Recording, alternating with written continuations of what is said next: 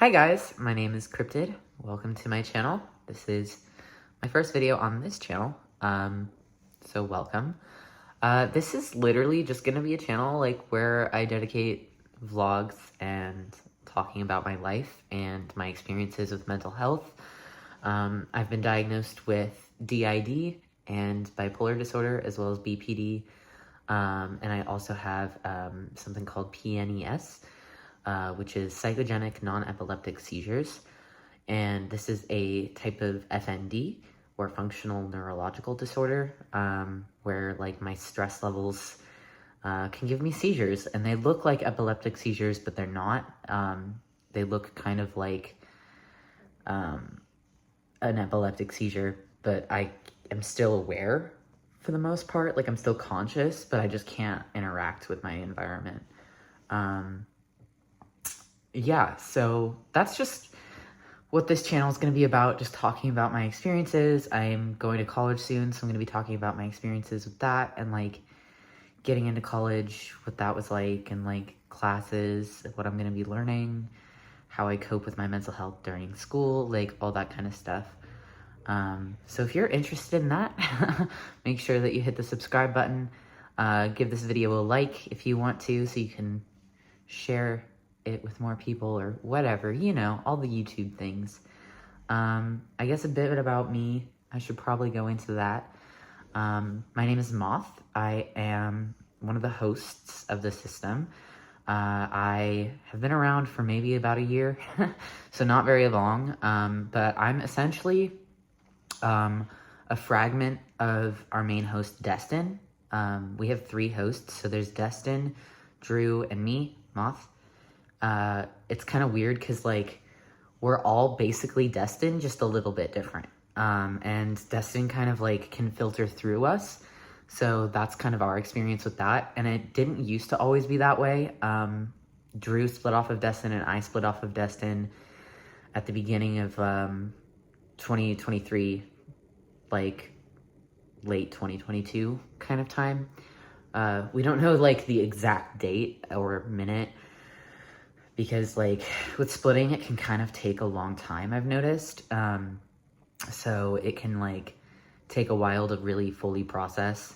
For a while, there was just multiple Destins, and they were just literally just multiple Destins that had slightly different memory variations between them. But now it's me, Drew, and Destin.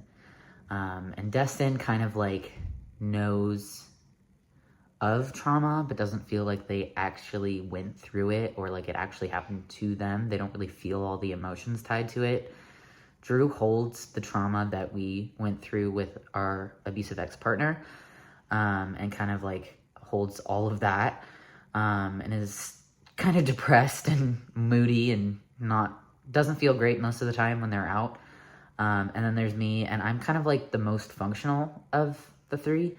I split off originally, I think, as to kind of get us through the depression and help us through that, and then kind of get out of it. So I am here to do the job stuff, the school stuff, the around the house stuff, the getting stuff done stuff.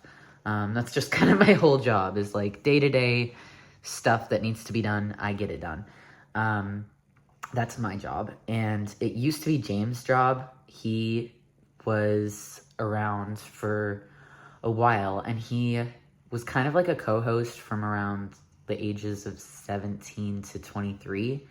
And then he stopped fronting as much, and now he's more of a protector than anything, and a bit of a trauma holder. He holds some trauma from around that time period that he was co-host. And then Blaine, he's more of a protector as well. He used to be a persecutor, and then he did a bunch of therapy and DBT and self-help groups and 12-step groups and all this different stuff. And he's come a long way, and especially in the past 4 years since we've been diagnosed, he's come so far, and now he's a really helpful part of our system. He definitely helps keep us stable. And we're a polyfragmented system, so there's a lot of us, and a lot of fragments that are very similar to each other. that don't really differ much from each other. And like sometimes it's really hard for even like me to tell like who's really fronting. Like it's just kind of like guessing, and a lot of the time we're very blendy and don't really know if there's anyone specific fronting or if it's just kind of like a dissociative mess kind of thing going on. But it's like it's definitely difficult to describe like being polyfragmented. We have like a lot of different alters and like layers of alters. And that's something like we've been figuring out for what, 4 years since we've been diagnosed. It's been like, I thought in the beginning when I was first diagnosed, I was so scared. I wasn't really actually there, but, Destin, I guess, was like fucking terrified. It was like a really overwhelming experience, and it kind of came out of nowhere. We really weren't expecting it, and we really weren't in the place to process the trauma stuff that was coming up. I think we were just more overt at the time because like it was so, the situation we were in was like very traumatic and very intense all the time. So I think we were having a lot of really hard switches and a lot of memory loss because of those switches. And now we're kind of more at a point where it's very fluid and there's not as much amnesia. There's still some stuff that's like kept to ourselves, and like we do have some moments of like gray outs, but not as many like hard blackouts where we're just like not sure what happened for like 6 hours. So that's good.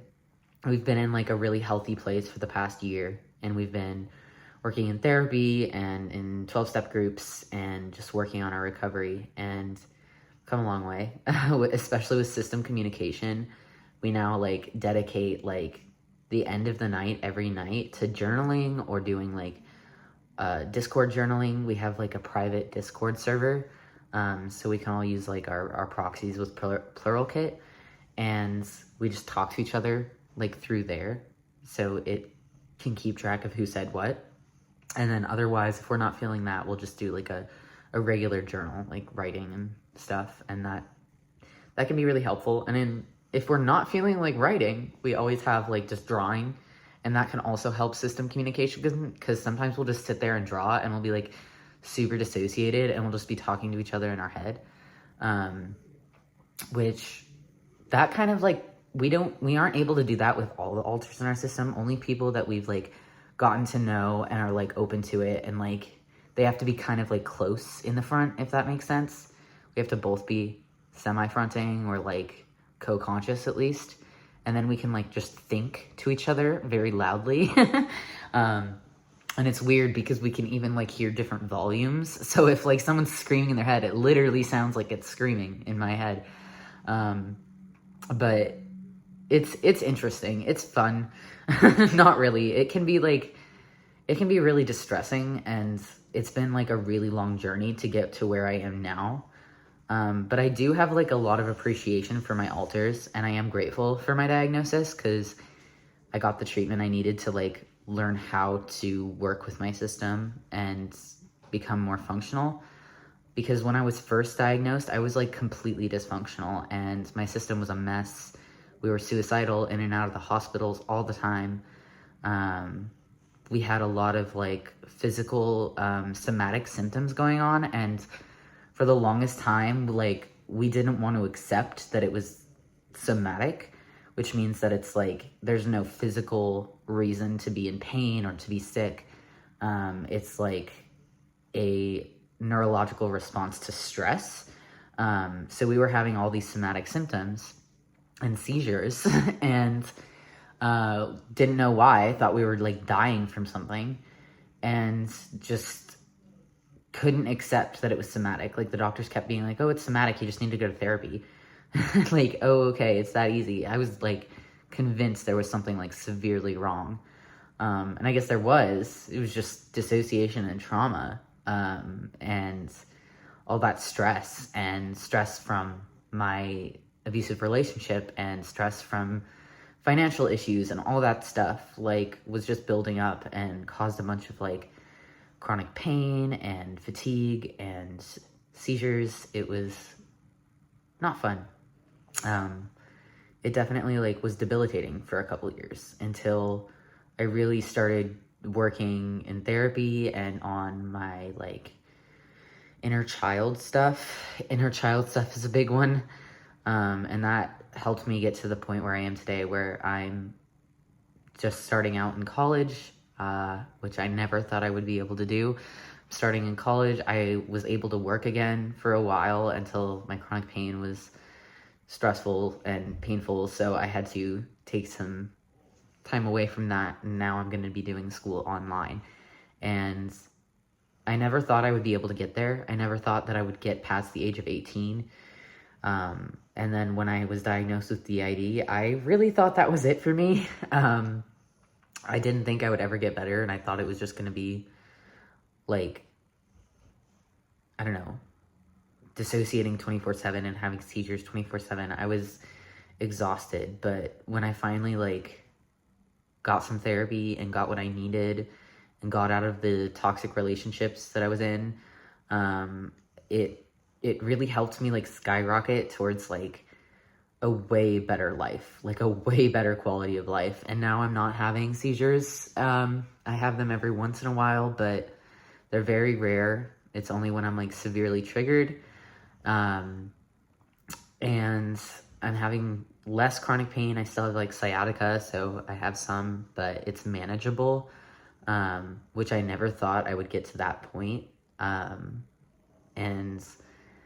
I don't know, there's a lot of good things. These things are going good for me now. And, it took a long time, but like after diagnosis with DID, like I really didn't think that I would be okay. But I've kind of gotten to the point where I am okay. And I don't know, that's really exciting. So I'm going to be talking about my journey on this channel. That's just a little bit about me, my experience with diagnosis and DID and stuff. I've also been diagnosed with bipolar. I've already said that, but that was when I was about 18, 17, just turning 18. And that threw me for a loop too. That took a long time for me to figure out, but I'm on the right medications, and I have been for about a year now. It took me a really long time to figure out what the right medications were, but I'm finally on the ones that make me feel the best and keep me functional. And I'll still have episodes, but because I'm medicated, they're not nearly as severe. And I'll have like depressive episodes still. I'll have like mild manic episodes. They're more like hypomanic, but they're manageable, and I'm not like doing dangerous or risky behavior. I'm not spending all my money in one place. I'm not doing the things that I shouldn't be doing. Yeah, I've come a long way with my mental health journey. I've been in therapy since I was 11 years old, and I've learned a lot of coping skills and a lot of different things throughout all the many, many therapists I've been through.